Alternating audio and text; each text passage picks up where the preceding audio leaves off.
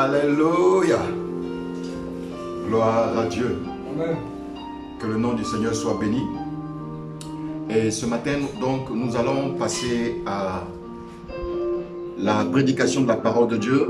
Nous allons continuer l'enseignement que nous avons commencé depuis 2 dimanches. Je voudrais que nous puissions prier le Seigneur et demander sa grâce afin de saisir sa parole et de comprendre ce qu'il veut pour nous dans ces temps-ci. Voilà, si tu es là avec moi ce matin, tu vas donc incliner la tête et je vais prier le Seigneur. Père Céleste, c'est dans le puissant nom de Jésus-Christ de Nazareth que je suis là ce matin devant toi, Seigneur, en tant que serviteur inutile.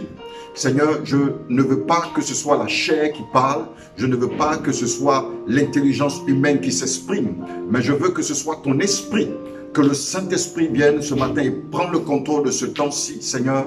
Je veux me pousser de côté et te laisser toute la place. Saint-Esprit, viens maintenant et mets-toi sur l'autel pour dispenser les oracles de Dieu, pour donner la parole de Dieu, pour expliquer les mystères du royaume. Seigneur, c'est toi seul qui connais la vérité. C'est pourquoi je prie que tu prennes toute la place maintenant, afin que ton peuple soit édifié, que ton peuple soit construit.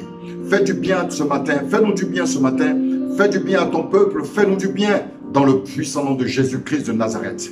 Que ton nom soit glorifié, que ton nom seul soit élevé dans le nom de Jésus. J'ai prié et tout le monde dit Amen. Amen. Que le nom du Seigneur soit béni.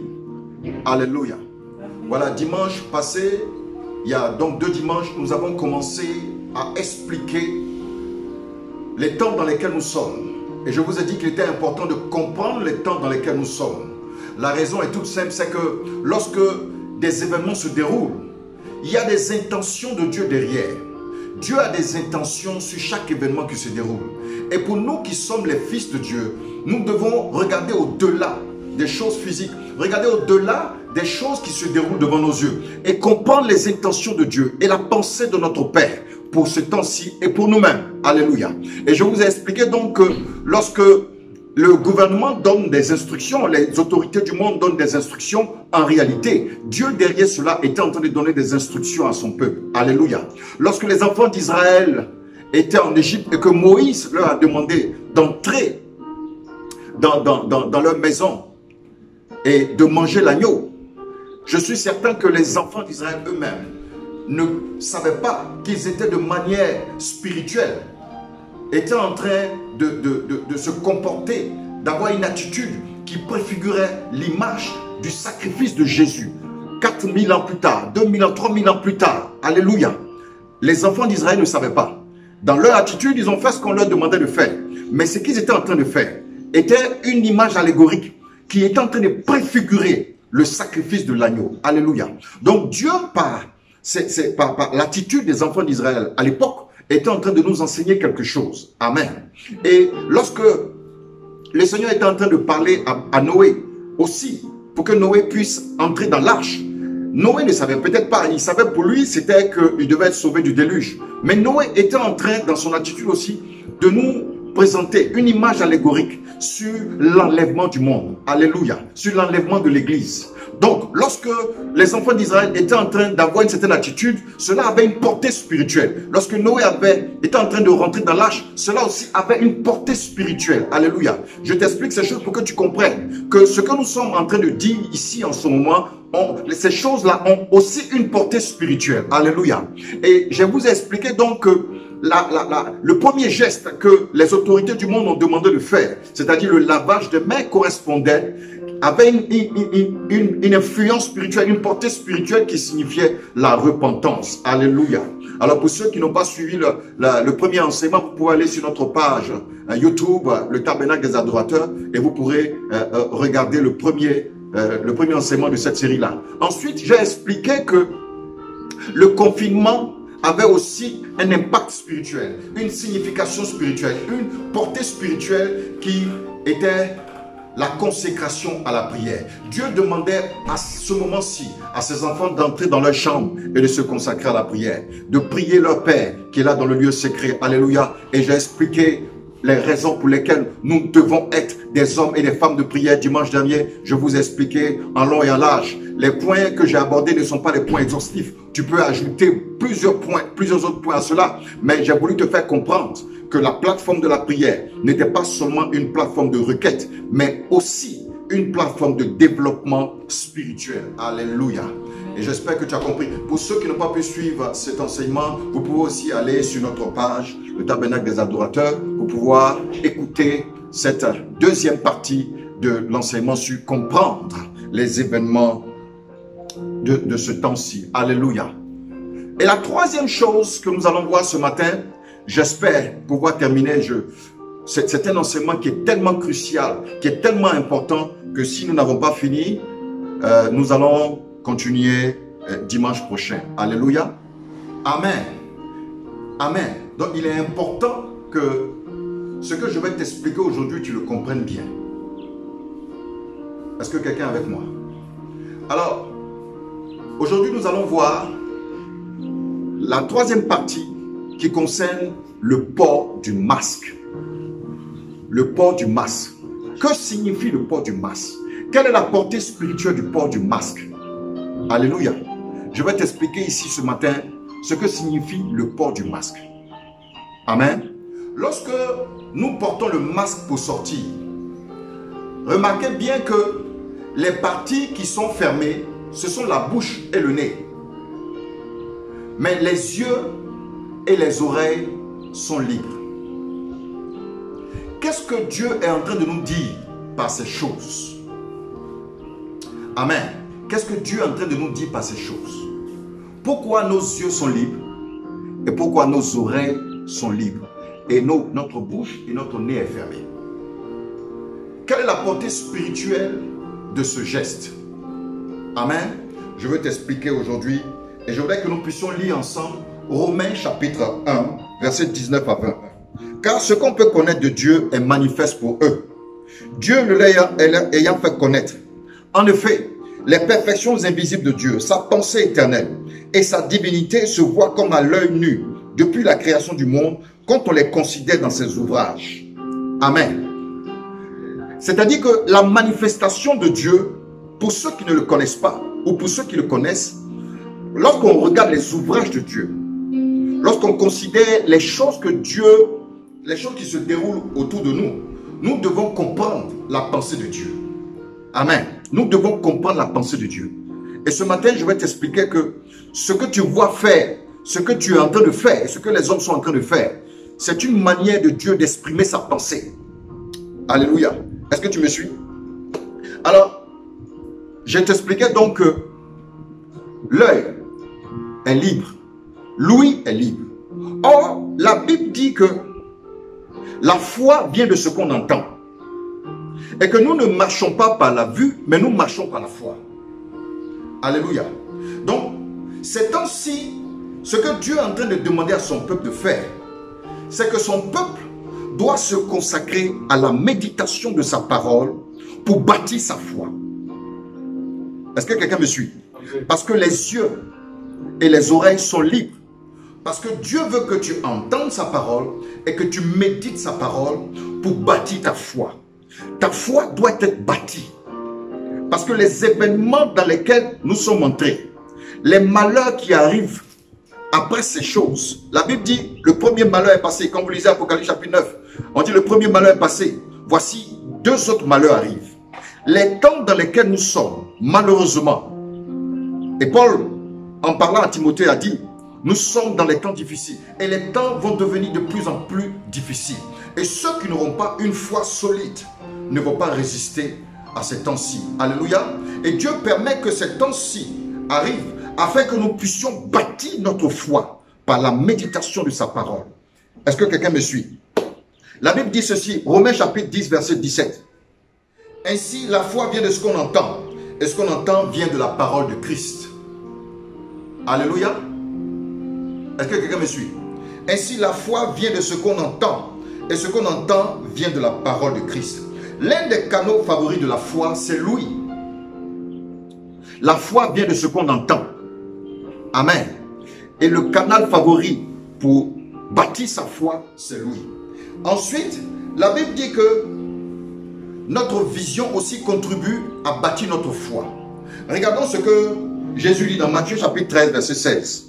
Mais heureux sont vos yeux parce qu'ils voient et vos oreilles parce qu'elles entendent.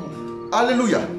Oh, heureux sont vos yeux parce qu'ils voient et vos oreilles parce qu'elles entendent. Alléluia. Dieu est en train de nous parler ici. Dieu est en train de nous parler ici. Heureux sont vos yeux et vos oreilles. Vos yeux parce qu'ils voient et vos oreilles parce qu'elles entendent. Amen. Josué chapitre 1, le verset 8. Il dit que ce livre de la loi ne s'éloigne point de ta bouche. Médite le jour et nuit pour agir fidèlement selon tout ce qui est écrit, car c'est alors que tu auras du succès dans tes entreprises, car c'est alors que tu réussiras. Comme on peut le voir dans cette portion de l'écriture, le Seigneur dit à Josué que ce livre ne s'éloigne pas de ta bouche. Amen. Nous savons que nous ne lisons pas avec notre bouche. Pourquoi Dieu dit à Josué que ce livre ne s'éloigne pas de ta bouche? Parce qu'en réalité, nos yeux physiques, dans le monde spirituel, représentent notre bouche spirituelle. Alléluia. Donc, c'est par ta bouche, tes yeux là, tes yeux physiques qui sont ta bouche spirituelle, que tu dois manger la parole de Dieu pour bâtir ta foi. Alléluia. C'est la raison pour laquelle dans ces temps-ci, c'est la bouche qui est fermée, le nez est fermé, mais les yeux sont laissés libres et les oreilles sont laissées libres. Pourquoi? Parce que Dieu veut que son peuple s'adonne maintenant à la méditation de la parole pour bâtir sa foi. Pour bâtir sa foi. Lorsque vous lisez Matthieu chapitre 4, lorsque Jésus va dans le désert, la Bible dit ceci, que l'homme ne vivra pas seulement de pain, mais de toute parole qui sort de la bouche de Dieu. Alléluia. L'homme ne vivra pas seulement de pain, mais de toute parole qui sort de la bouche de Dieu. Il est donc important ce matin que tu comprennes que la méditation de la parole dans ce temps-ci est quelque chose de capital et quelque chose d'important. Alléluia. Alléluia. Il ne faut pas que ce temps-ci passe sans que tu te sois adonné à la méditation de la parole. Pourquoi est-ce que tu dois t'adonner à la méditation de la parole? Je vais t'expliquer un peu pourquoi. Avant d'aller en profondeur, je veux t'expliquer quelque chose de très important. Est-ce que tu es avec moi? La foi, je vais t'expliquer un peu les techniques de la foi. Ou si tu veux, en d'autres mots, la technicalité de la foi. La foi, qu'est-ce que c'est que la foi? La Bible dit dans Hébreux chapitre 11 que la foi est une ferme assurance des choses qu'on espère et une démonstration de celles qu'on ne voit pas. Autrement dit, la foi peut se résumer en deux mots: conviction et attitude. Amen. Une ferme assurance, une conviction et une démonstration. Conviction et attitude. Alléluia. Mais la foi, décrite de cette manière-là, ne te donne pas l'origine de la construction de la conviction. Alléluia. Parce que lorsque Hébreu dit ceci, pour l'auteur de l'épître aux Hébreux, c'est une évidence que la foi est bâtie sur la parole de Dieu. Mais malheureusement, nous voyons aujourd'hui dans le monde qu'il y a beaucoup de convictions, beaucoup de foi. Les musulmans ont une foi ferme dans leur croyance. Ils sont convaincus et ils ont une attitude conséquente. Les bouddhistes aussi sont convaincus de leur foi et ils ont une attitude conséquente. Tu peux citer toutes les religions que tu peux connaître et tu vas voir que plusieurs ont de la foi. Ils ont une foi parce qu'ils sont convaincus. Ils sont convaincus et ils ont l'attitude qui va avec. Mais Dieu demande à ce que nous puissions bâtir notre foi sur sa parole. Parce que la parole de Dieu est logiquement, normalement, ce qui doit bâtir notre foi. Alléluia. Est-ce que je m'adresse à quelqu'un? Il est important que tu comprennes une chose.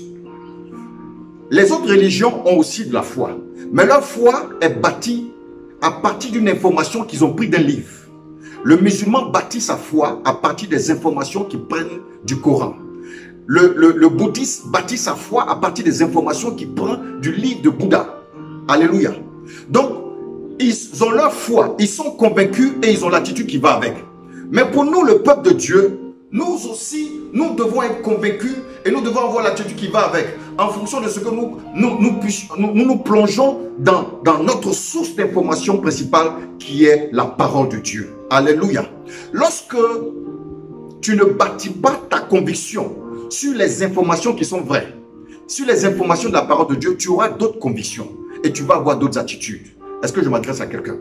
Alléluia. C'est pourquoi il est important dans ces temps-ci de méditer, de se plonger dans la source d'information principale qui est la parole de Dieu. Pourquoi est-ce que je dis cela? Lorsque on lit le livre de la Genèse, Genèse chapitre 3, on n'a pas le temps de lire, mais je voudrais que après tu puisses prendre le temps de lire. Genèse chapitre 3, la Bible dit que Adam et Ève étaient dans le jardin. Ève était dans le jardin. Et voici que le serpent va se présenter. Ève avait reçu déjà une information. Satan arrive, il dit, mais qu'est-ce que Dieu a dit? Et Ève dit que Dieu nous a dit que nous pouvons manger de tous les arbres du jardin, sauf de l'arbre qui est au milieu du jardin, l'arbre de la connaissance du bien et du mal. À partir de cet instant, Satan va donner une autre information à Ève. Alléluia. Satan n'a pas attaqué la conviction de Ève. Il n'est pas venu avec des armes. Non, non, non. Il est venu avec une autre information. Est-ce que je m'adresse à quelqu'un? Il est venu avec une autre information. Et cette information que Satan a envoyée a fait dégringoler le statut de Adam et Ève du jardin d'Éden. C'est l'information que Satan a donnée qui a fait en sorte que Adam et Ève ont été sortis du jardin. Est-ce que je m'adresse à quelqu'un ce matin? C'est pourquoi aujourd'hui, le monde entier est bâti sur le système des nouvelles technologies de l'information.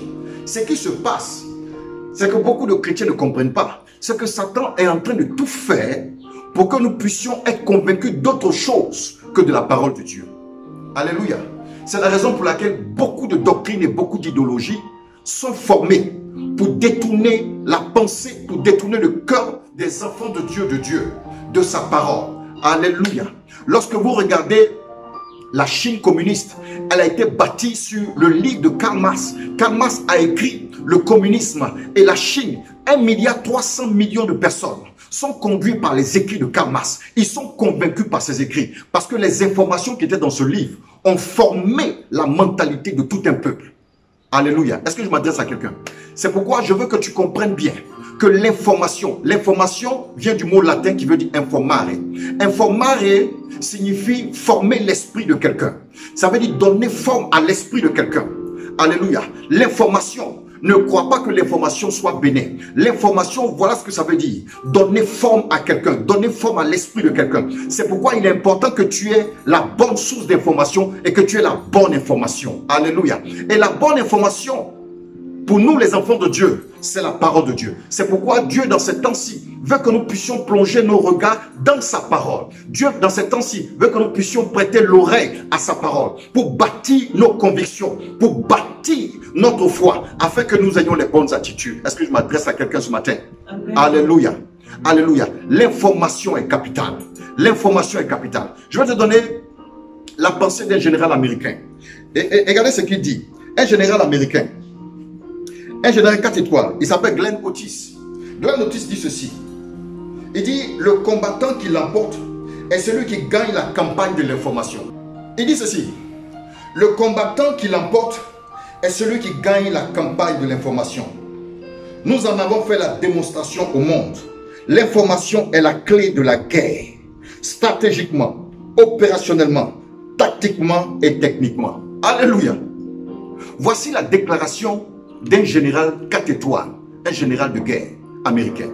Il dit que la campagne de l'information, celui qui emporte l'information, c'est celui qui gagne la guerre. Or, la Bible dit dans Apocalypse chapitre 12 là-bas, que Satan est descendu afin de déclarer la guerre aux enfants de Dieu, à tous ceux qui gardent les commandements de Dieu. Est-ce que je m'adresse à quelqu'un? La guerre qui est déclarée, mes amis, ce n'est pas une guerre avec des armes. C'est une guerre d'information. Une guerre d'information. Satan va tout faire pour que tes convictions soient détournées ailleurs. C'est comme ça qu'il a réussi avec Adam et Ève. Et il n'a pas changé de stratégie. Lorsque Jésus est venu, Satan allait dans le désert. Et il a fait la même chose. Il dit, il est écrit, Il est écrit. Satan a utilisé la parole et il a voulu détourner les convictions de Jésus. Mais gloire soit rendue à Jésus-Christ de Nazareth. Gloire soit rendue au Fils de Dieu qui, étant averti, ne s'est pas laissé séduire, ne s'est pas laissé tromper. Alléluia. Est-ce que quelqu'un me suit? C'est pourquoi il est important dans ces temps-ci que tu médites la parole de Dieu, que tu plonges tes regards dans la parole de Dieu, afin de bâtir ta conviction pour que tu aies les attitudes qui vont avec. Mes amis, nous sommes dans des temps difficiles et l'avenir va être difficile. Pour ceux qui n'ont pas la foi, ils vont facilement régner Jésus. Ceux qui n'ont pas la foi, ceux qui n'auront pas une foi bâtie, une foi solide, ils vont facilement régner Jésus. Alléluia. Regardez dans l'ancien temps, dans les débuts de l'Église, comment des hommes ont accepté d'être torchés. Lorsque Néron a commencé à torcher les chrétiens à Rome, comment est-ce que des gens ont accepté? Comment est-ce que des gens ont accepté de se laisser torcher, de se laisser allumer et de se laisser prendre comme des lampes? C'est à cause de leur conviction. Alléluia. Comment est-ce que des gens ont accepté, eux et toute leur famille, d'aller dans des arènes où il y avait des lions affamés et de se faire manger vivants? Regardez leurs enfants être mangés vivants. Regardez leurs femmes être mangées vivants. Si ce n'est pas la foi qui est bâtie sur la vérité, il n'est pas possible que des gens de personnes puissent tenir. Alléluia. C'est pourquoi il est important. Mes amis, il est important dans ces temps-ci que vous soyez des hommes qui méditent la parole de Dieu pour avoir l'information nécessaire. Il y a beaucoup de promesses dans la parole de Dieu. Il y a beaucoup de choses dans la parole de Dieu qui vont vous aider à bâtir votre foi, qui vont vous aider à construire, à édifier votre foi pour que vous puissiez tenir devant les puissances des ténèbres, devant les séductions du diable. Alléluia. Amen. Est-ce que je m'adresse à quelqu'un ce matin? Amen. Il faut que tu comprennes pourquoi est-ce que Dieu veut que nous puissions aller à la source de l'information, méditer sa parole, parce que c'est là-bas que se trouve la véritable information. C'est pourquoi la Bible dit, au commencement était la parole, et la parole était avec Dieu, et la parole était Dieu. En elle se trouve la vie. Mes amis, je suis en train de vous dire ce matin, quel que soit ce que tu es en train de, ce à quoi tu réfléchis, je suis en train de te dire que si tu écoutes une autre parole que la parole de Dieu, la Bible dit que la vie se trouve dans la parole. Quelle que soit la parole que tu écoutes, si ce n'est pas la parole de Dieu, la vie de cette parole va venir en toi. Comment expliquez-vous que des jeunes gens qui ont 15 ans, 16 ans entendent parler du terrorisme, ils quittent l'école, ils quittent beaucoup de choses et vont faire la guerre, vont se sacrifier? C'est à cause de la parole qu'ils entendent. Ils sont endoctrinés parce que cette parole-là, elle a de la puissance, elle a de la vie. Amen. C'est pourquoi il faut que tu comprennes. Ne détourne pas tes regards vers autre chose parce que tu vas avoir des convictions qui sont loin des convictions de Dieu. Amen. C'est pourquoi pendant ces temps-ci, mon ami, mes amis, prenez le temps, attachez-vous à la parole de Dieu. Récupérez toutes les informations nécessaires afin que vous soyez bâtis dans votre foi. Il y a des gens, il y a des chrétiens qui sont étonnés de certaines choses lorsqu'on dit que ces choses sont de la parole de Dieu. Ils ne comprennent pas. Ils se disent, ah, mais ça c'est dans la parole de Dieu. Oui, ces choses sont dans la parole de Dieu, mais parce que tu ne prends pas le temps de méditer la parole de Dieu, parce que tu ne prends pas le temps de t'attacher à comprendre les mystères de la parole de Dieu, alors ta foi n'est pas bâtie. Ta foi n'est pas bâtie et ta foi est fragile. Alléluia. Ta foi est fragile en ce que tes convictions deviennent fragiles. Est-ce que je parle à quelqu'un ce matin? Si tu veux que tes convictions en Dieu soient des convictions qui soient fortes, il faut que tu médites la parole de Dieu. Si tu veux que tes convictions soient fortes, il faut que tu médites la parole de Dieu. Et Dieu a désigné ce temps-ci afin que tu sois un homme qui se plonge dans l'information céleste. Alléluia. Jésus a dit une chose. Il dit que ceux qui m'aiment garderont mes commandements. Ceux qui m'aiment seront ceux qui vont garder mes commandements. Mais pour que tu puisses garder les commandements de Dieu, il faut que tu aies l'information nécessaire. Il faut que tu saches de quoi est-ce qu'il s'agit. Alléluia. Il faut donc que tu te plonges dans la parole. Il faut que tu écoutes les messages. Il faut que tu puisses lire, méditer la parole de Dieu, afin que ta foi soit bâtie, que tes convictions soient fermes. Amen. Il y a des chrétiens qui sont vacillants en face des situations, en face des discours des uns et des autres. Ils sont vacillants. Mais je suis venu te dire ce matin que ne vacille pas dans ta foi. Ce que tu as à faire, ce que Dieu a désigné ce temps-ci pour, c'est que tu ailles te plonger dans l'information du royaume céleste. Plonge-toi dans l'information du royaume céleste, car c'est ce qui va te garder maintenant et dans l'avenir. Alléluia. Amen. Est-ce que tu as compris un peu pourquoi est-ce que c'est important de méditer? C'est important de méditer parce que la méditation est pour nous, les chrétiens, pour nous, le peuple de Dieu, l'information principale qui va énergiser notre foi, qui va booster notre foi. Alléluia. Tu ne peux pas avoir de conviction sans lecture. Tu ne peux pas avoir de conviction sans méditation. Toute conviction est forgée par une information.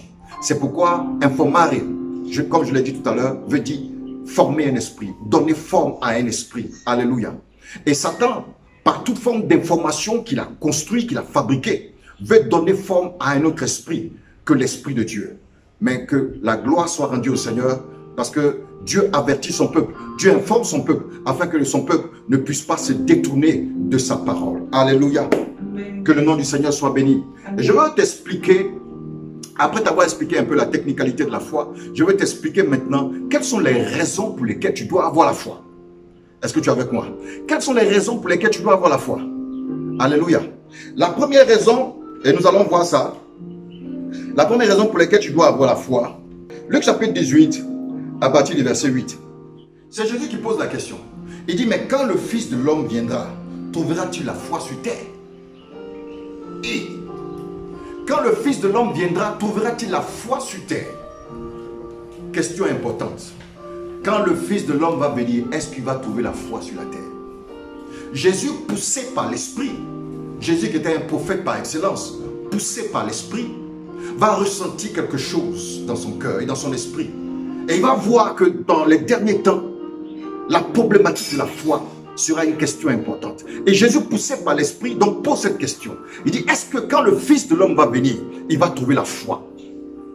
Et est-ce que quand le Fils de l'homme va revenir, il va trouver la foi? Question importante. Et cette question est adressée à toi. Est-ce que quand le Fils de l'homme va revenir, trouvera-t-il la foi en toi? Trouvera-t-il la foi en moi? Amen. C'est une question qui préoccupe le royaume de Dieu. La première raison pour laquelle tu dois bâtir ta foi, c'est que c'est une question qui préoccupe le royaume de Dieu. Et si une question préoccupe le royaume de Dieu, en tant que fils du royaume, cette question doit aussi nous préoccuper. Amen. Est-ce que je m'adresse à quelqu'un ce matin? Alléluia.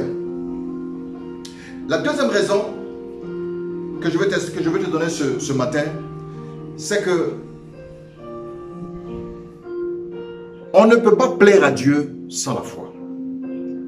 La Bible dit dans le livre d'Hébreux au chapitre 11, « Or, sans la foi, il est impossible de lui être agréable. Car il faut que celui qui s'approche de Dieu croit que Dieu existe et qu'il est le rémunérateur de ceux qui le cherchent. Or, sans la foi, il est impossible de lui être agréable. » Amen. Est-ce que tu veux être agréable à Dieu? Si tu veux être agréable à Dieu, alors il faut que tu aies la foi. Et si tu veux avoir la foi, il faut que tu médites la parole de Dieu.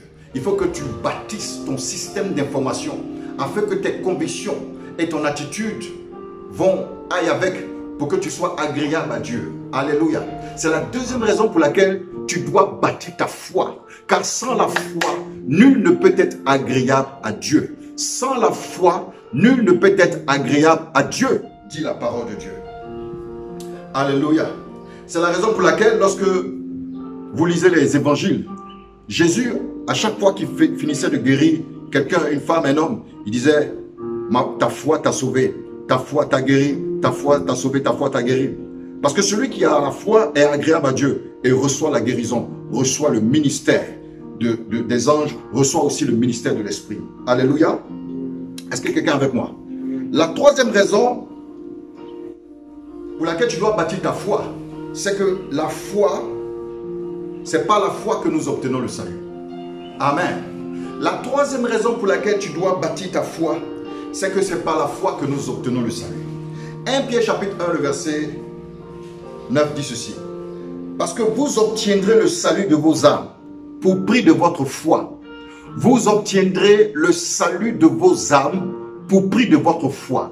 Autrement dit, ton salut est lié à ta foi. Ton salut est lié à ta foi. Ton sozo est lié à ta foi. Sozo veut dire salut global. C'est-à-dire ton salut sur la terre et ton salut dans le ciel. Tout cela est lié à ta foi. Amen. Donc tu dois avoir la foi pour être sauvé. Est-ce que je m'adresse à quelqu'un? C'est la raison, c'est l'une des raisons pour lesquelles tu dois bâtir ta foi. Tu es obligé de bâtir ta foi parce que tu obtiendras ton salut pour le prix de ta foi. Alléluia.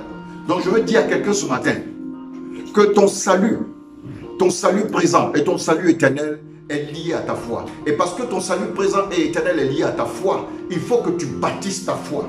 Et bâtir sa foi, comme je l'ai dit tantôt, c'est aller à la source de l'information éternelle. Car la parole de Dieu est une parole éternelle. Alléluia. Elle a été éprouvée, elle s'est répandue sur la terre et elle s'est trouvée vraie de manière universelle et de manière éternelle. Alléluia. La quatrième raison pour laquelle tu dois avoir la foi, mon ami, tous ceux qui ont reçu quelque chose de Dieu dans la Bible ont manifesté la foi. Nous ne pouvons rien recevoir de Dieu si nous n'avons pas la foi. Jacques chapitre 1, verset 6 à 7. Mais qu'il la demande avec foi, sans douter. Car celui qui doute est semblable au flot de la mer, agité par le vent et poussé de côté et d'autre. Alléluia. Celui qui doute, il est semblable au vent de la mer. Il est semblable aux vagues. C'est-à-dire, il va ici, il vient ici. C'est quelqu'un qui doute. La Bible dit qu'un tel homme ne pense pas recevoir quelque chose de Dieu. Qu'une telle personne ne pense pas, ne s'imagine même pas recevoir quelque chose de Dieu. Alléluia. Alors, si tu veux recevoir quelque chose de Dieu, il faut donc que tu bâtisses ta foi afin que tu ne doutes pas. Dans le livre de Matthieu, chapitre 13, verset 58, la Bible dit que Jésus ne fit pas beaucoup de miracles dans ce lieu-ci à cause de leur incrédulité. Jésus n'a pas fait beaucoup de miracles dans ce lieu-ci à cause de leur incrédulité. Mes amis, je suis en train de parler à quelqu'un ici ce matin. Si tu t'attends à un miracle de Dieu, il ne faut pas que tu sois incrédule. Or, l'incrédulité ou le manque de foi est bâti sur les informations qui ne sont pas relatives à la parole de Dieu. Alléluia. Car si tu construis tes convictions en dehors de l'information principale qui est la parole de Dieu, alors ton incrédulité, tes doutes vont grandir, tes doutes vont grossir en toi. Et si tes doutes sont grosses en toi, si tes doutes sont énormes en toi, il te sera impossible de recevoir quelque chose de Dieu. Alléluia. Est-ce que je parle à quelqu'un ici ce matin? Cinquièmement, la cinquième raison, c'est que la Bible dit dans le livre Habakkuk chapitre 2 que mon juste vivra par sa foi. Alléluia. Mon juste vivra par sa foi. Je suis en train de dire ce matin à quelqu'un que ta vie dépend de ta foi. Ta vie de manière générale dépend de ta foi.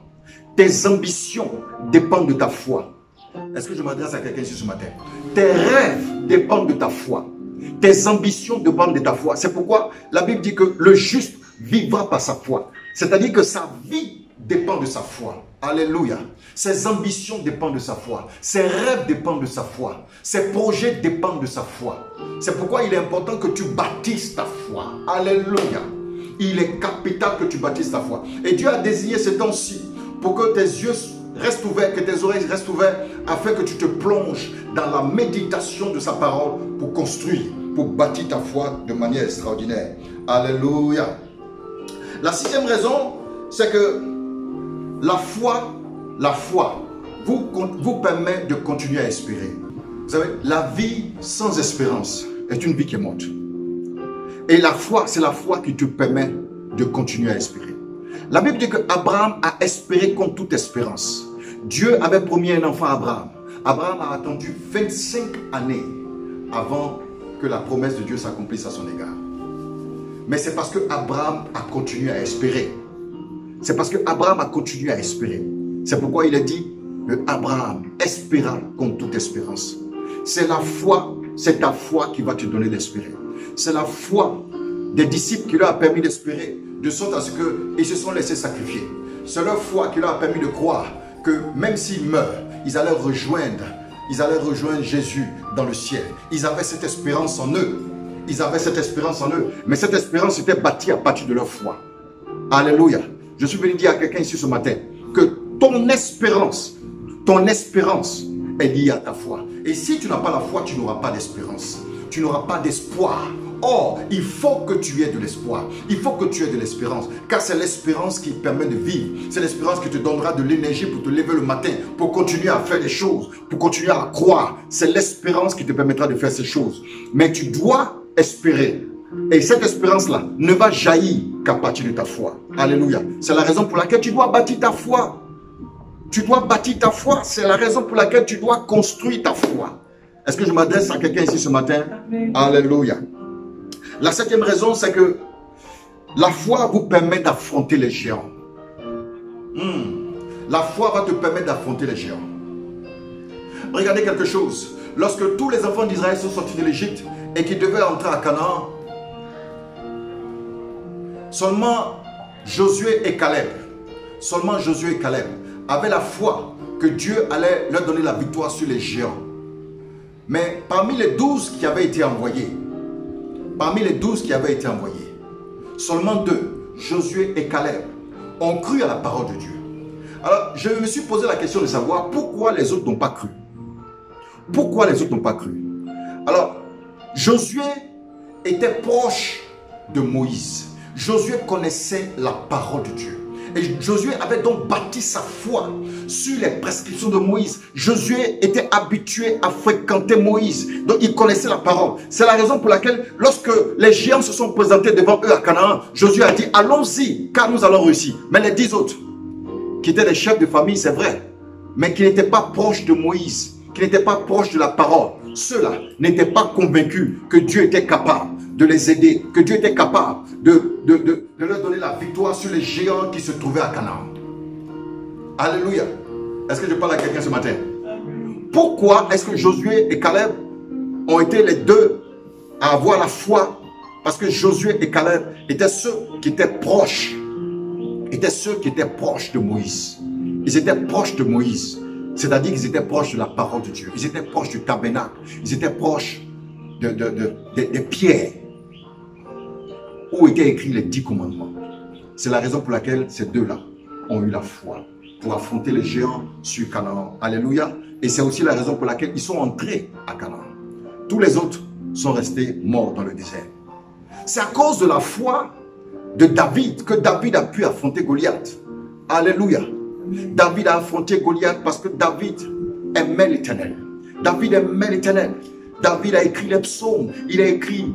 David aimait Dieu. David aimait les commandements de Dieu. Quand vous lisez les psaumes, David dit, oh Dieu, tes commandements font mon plaisir. Tes commandements font mon plaisir. C'est la raison pour laquelle David avait l'audace. Il n'avait pas peur. David avait la foi. Lorsque Goliath s'est présenté et que toute l'armée d'Israël était effrayée, ce jeune homme est venu et a dit, qui est cet incirconcis qui insulte l'armée de l'Éternel? Aujourd'hui même, les oiseaux du ciel vont manger la chair de ta tête. Pourquoi David était-il aussi audacieux? Parce que David avait la foi. Sa foi lui a permis de croire que en face de ce géant, il allait avoir la victoire. Et David a eu la victoire. Alléluia. C'est l'une des raisons pour lesquelles tu dois bâtir ta foi. Tu dois construire ta foi. Alléluia. Abraham a eu l'audace de partir, de quitter la maison de son père, de quitter la maison de sa mère, de quitter sa patrie, de quitter sa nation pour aller dans une terre inconnue. Dieu lui a dit, quitte ton père, quitte la maison de ton père, quitte ta patrie et va dans une terre inconnue. C'est à cause de sa foi que Abraham est parti dans une terre inconnue sans savoir où il allait. Il partait comme ça sans savoir où il allait. C'est à cause de sa foi. Et c'est la raison aussi pour laquelle, à part le nom de Jésus, aujourd'hui, lorsqu'on prêche dans le monde entier, on parle d'Abraham. On parle d'Abraham. Les musulmans même disent qu'Abraham est leur père, ainsi de suite. Parce que Abraham a eu la foi. Il a eu l'audace de la foi. Parce qu'il croyait, il était convaincu que Dieu était capable de l'aider. Alléluia. La 8e raison pour laquelle tu dois avoir la foi, c'est que la foi te rend parfait. Jacques chapitre 1, à partir du verset 3 à 4, la Bible dit que le test de la foi, l'épreuve de notre foi, nous rend parfait. Amen. Donc il faut que ta foi soit éprouvée pour que tu deviennes parfait. Mais pour que tu deviennes parfait, il faut que ta foi soit éprouvée. Mais pour que ta foi soit éprouvée, il faut que tu aies la foi pour qu'elle soit éprouvée. Alléluia. Pour que ta foi soit éprouvée, il faut que tu aies la foi. Pour que lorsque on a fini d'éprouver ta foi, tu deviennes parfait. Est-ce que je m'adresse à quelqu'un ce matin? Amen. Pour que tu sois parfait, il faut que tu aies la foi. Il faut que ta foi soit éprouvée afin que tu deviennes parfait. Amen. Amen. Donc c'est l'une des raisons pour lesquelles tu dois être bâti dans ta foi. Alléluia. Amen. La 9e raison, c'est que la foi nous permet de supporter les persécutions. La foi va te permettre de supporter les persécutions. Alléluia. Est-ce que je m'adresse à quelqu'un ce matin? Mes amis, je suis désolé de vous le dire. Je n'aime pas être les porteurs de mauvaises nouvelles. Mais je suis obligé de vous dire que les temps à venir seront plus difficiles que les temps passés. Les temps à venir seront plus difficiles que les temps passés. Alléluia. C'est la raison pour laquelle, mon ami, tu dois bâtir ta foi. Car les persécutions qui vont arriver, ceux qui auront bâti leur foi, ceux qui auront construit leur foi, pourront traverser ces temps difficiles, pourront passer au travers de ces temps difficiles. Alléluia. C'est la raison pour laquelle Dieu, dans sa sagesse infiniment variée, permet ce genre de temps, permet ce genre de pause dans l'univers pour que son peuple puisse davantage se rapprocher de lui, que son peuple puisse davantage se plonger dans sa parole. Alléluia. Que Dieu te bénisse ce matin. Que la grâce de Dieu soit avec toi. Amen. Alléluia. Hébreux chapitre 11, verset 24 à 26. La Bible dit que c'est par la foi que Noé a vaincu. C'est par la foi que David a vaincu Goliath. La Bible nous parle, dans Hébreux chapitre 11 que vous pourrez lire, la Bible nous parle de toutes les victoires que les hommes de foi ont eues, malgré les persécutions. Je suis venu dire à quelqu'un ce matin que si ces apôtres, que si ces frères de l'époque passée ont été persécutés, il en sera aussi de même pour nous. Car Jésus a dit, s'ils ont traité ici le bois vert, qu'en sera-t-il du bois sec? C'est pourquoi tu dois construire ta foi. Tu dois bâtir ta foi. Amen. Et cela, ce temps-ci est désigné pour toi afin que tu puisses le faire. Maintenant, rentre dans ta chambre. Médite la parole. Emmagasine l'information nécessaire pour bâtir tes convictions et pour avoir l'attitude qui va avec. Alléluia. Amen. Alléluia. 10e raison, pour terminer pour aujourd'hui, on va continuer dimanche prochain. La 10e raison, c'est que la foi nous donne la victoire sur nos ennemis. Alléluia. La foi nous donne la victoire sur nos ennemis. Lorsque les enfants d'Israël étaient en face de Jéricho, pendant que tout le peuple de Jéricho était en train de se moquer d'eux parce qu'ils faisaient le tour de la ville, ils ne savaient pas que c'était par la foi que les murs de Jéricho allaient tomber. Alléluia. La foi nous donne la victoire sur nos ennemis. C'est pourquoi tu dois garder la foi. Tu dois avoir la foi. Alléluia. Tu dois avoir la foi. Il va y avoir des murs de Jéricho devant toi. Il y aura des murs de Jéricho devant toi. Parce que mon ami, si tu ne portes pas une destinée glorieuse, alors Satan n'a rien à faire avec toi. Mais s'il y a une promesse de Dieu sur ta vie, alors attends-toi à recevoir la visitation du diable. S'il y a une parole, si tu portes quelque chose de Dieu en toi, attends-toi à recevoir la visitation du diable. Et lorsque le diable arrive, il arrive et il met devant toi des murs. Il met devant toi des choses qui vont alterner dans ton esprit tes convictions, qui vont alterner dans ton esprit la parole de Dieu. Ce que Satan va chercher à faire dans ton esprit, c'est de te faire douter de la parole de Dieu. Et s'il réussit à te faire douter de la parole de Dieu, alors il t'a eu. Alléluia. C'est pourquoi tu dois bâtir ta foi. Bâtir ta foi. Je répète encore, bâtir ta foi. Car ce temps-ci est désigné pour que tu rentres dans ta chambre, que tu médites la parole de Dieu, que tu emmagasines le maximum d'informations relatives à la parole de Dieu pour bâtir tes convictions et pour avoir l'attitude qui va avec.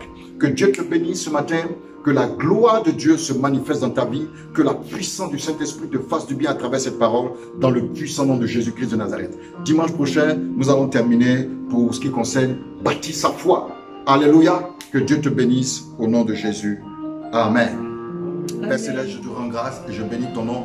Merci pour ta parole ce matin. Je prie qu'elle puisse faire du bien à quelqu'un. Qu'elle puisse changer le chemin de quelqu'un pour lui faire comprendre, à cette personne qu'elle doit désormais bâtir sa conviction à partir de la parole de Dieu. Que ton nom soit béni pour leur vie, que ton nom soit glorifié pour la vie de ton peuple qui m'écoute ce matin. Au nom de Jésus, j'ai prié. Amen.